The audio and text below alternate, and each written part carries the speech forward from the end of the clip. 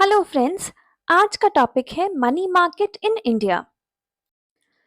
Money market एक ऐसा financial market होता है जहां शॉर्ट टर्म के लिए पैसा लिया और दिया जाता है, यूजुअली 1 साल या उससे कम टाइम पीरियड के लिए।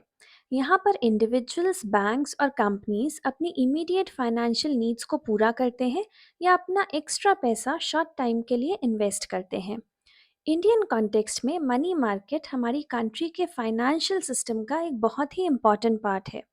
ये मार्केट लिक्विडिटी प्रोवाइड करता है, मतलब इकॉनमी में पैसे का फ्लो बनाए रखता है और फंड्स का सही एलोकेशन करता है जहां पर ज़रूरत होती है।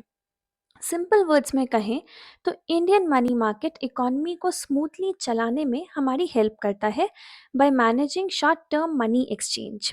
ये मार्केट्स इसलिए ज़रूरी हैं क्योंकि ये इंश्योर करते हैं कि इकॉनमी में हमेशा कैश अवेलेबल रहे, ताकि कोई भी फाइनेंशियल एक्टिविटी रुके नहीं।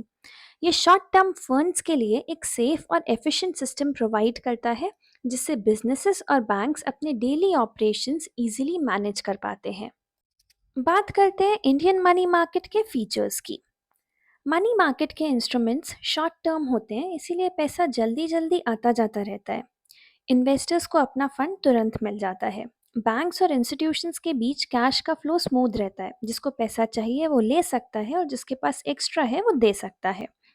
ये शॉर्ट टर्म और मोस्टली गवर्नमेंट बैक्ड होते हैं, इसीलिए रिस्क बहुत कम रहता है और सेफ्टी हाई होती है।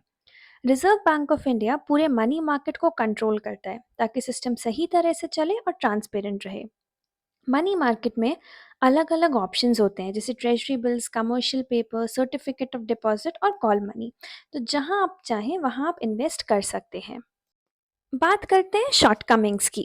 इंडियन मनी मार्केट का एक बहुत बड़ा पार्ट अभी भी अनऑर्गेनाइज्ड है और इनमें से कुछ आरबीआई के कंट्रोल में भी नहीं होते, इसीलिए प्रॉपर रेगुलेशन और ट्रांसपेरेंसी की कमी रहती है।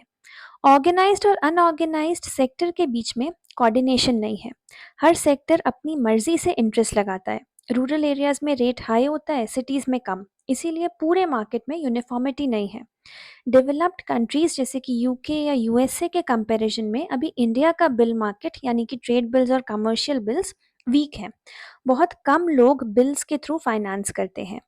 मनी मार्केट में शॉर्ट टर्म फंड्स की कमी रहती है। ज़्यादा लोग सेविंग्स करने के बजाय पैसा रियल एस्टेट या गोल्ड में लगा देते हैं, इसीलिए मार्केट में लिक्विडिटी कम होती है। इंडिया का मनी मार्केट अभी भी डेवलपिंग स्टेज में है। मॉडर्न इंस्ट्रूमेंट और फैसिलिटीज़ फुली एफिशिएंट नहीं है, इसीलिए मार्केट का ग्रोथ पोटेंशियल अभी पूरी तरह से यूटिलाइज नहीं हो पा रहा है। Thank you.